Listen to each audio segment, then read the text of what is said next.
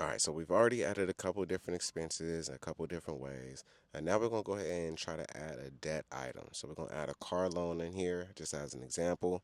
Now, car loans already appear in a pre-populated list under common, but just want to show you that you can also add any budget item just by tapping the add budget item right there. So we're going to go ahead and type in car loan and tap next.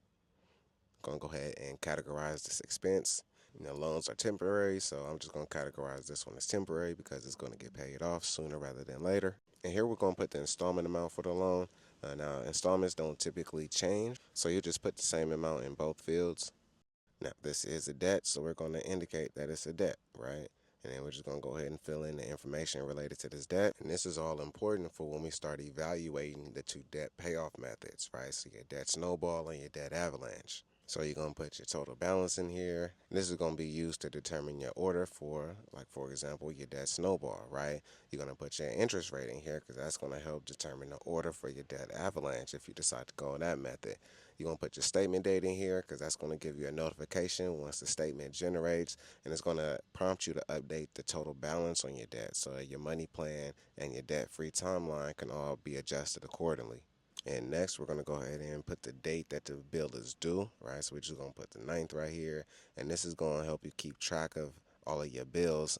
We seen a little glimpse of it earlier with one of the previous expenses, but we'll show you again how it's going to have all of your bills in chronological order, so you can just quickly peek at it, see what's coming up, see what's already past due, and this is how that's getting calculated. And of course, we're going to include this in the emergency fund. So we're going to check that box and we're going to indicate the vault or the bank account that this money is going to be saved in. And for this expense, I'll go ahead and put a situation toggle on here. We're going to add the debt toggle on here, which will give us an ability to quickly toggle on and off different debt items so we can see what life is going to look like once we become debt free. But that's going to be for a separate video. We'll talk about that one a little later. And since this is a loan, we're not going to indicate a payment method because you don't usually pay debt off with other debt. So we could just leave that blank, right? Because that's probably just going to be something that's directly taken out of our bank account or paid with a debit card. All right, and we got our loan in here now. You see it's in the temporary tab. And we see our expenses are being calculated. Our budget is coming together pretty nice, right? So now let me show you, since we just added a debt, let me show you what it looks like over in the debt tab. And now you're going to see that both of our credit cards are showing up as well as the car loan, right, with all of the relevant details. And then when you tap on the payoff strategy, here's where you can start evaluating which debt payoff method is going to work best for you, right?